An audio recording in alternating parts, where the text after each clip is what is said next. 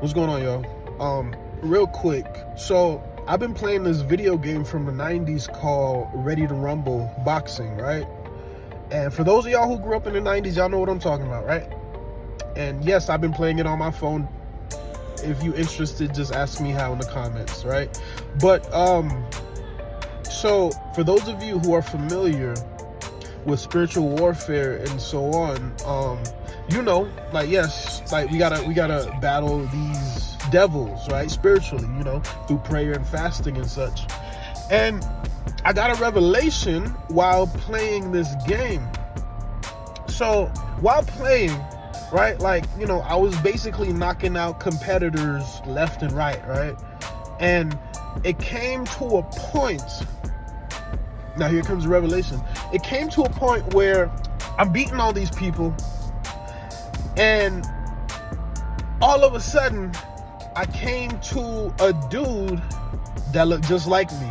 So basically it was me, right? It was my character in the game, and that character was one of the hardest people to beat in the game. Not even the last character, you know, after you beat, like, not even the final boss. The one that looked the most like me was the hardest character to beat. So it is in the realm of the spirit, in spiritual warfare. Because we know, right? Yeah, we can say all these prayers we want to and all these things, right? But when it comes time to fast, when it comes time to pray, when it comes time to read the word, the flesh gets in the way. You get in the way.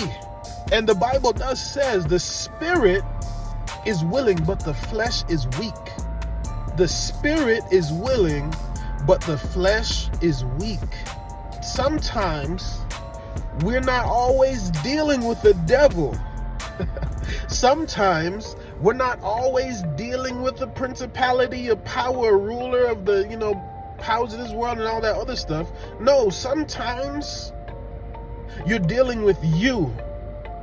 Sometimes you are the problem. Okay, so a lot of the demons, bro, like, a lot of times people, like, you know, going to their pastors and going to whoever and like, oh, this devil, the spirit of the spirit of delay is on me, the spirit of procrastination, the spirit of this, and the whole time the spirits looking at each other like, bro, what? We don't even have jurisdiction, and you sitting here blaming us? A lot of times it's us. A lot of times we are the problem. So we need to fix us, right? We need to fix that. The biggest op we have right now is us. Okay?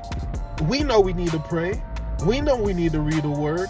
We know we need to fast. We know we need to abstain from certain things on TV. We know we need to abstain from a whole lot of food. We know we need to abstain from a lot of drink, right?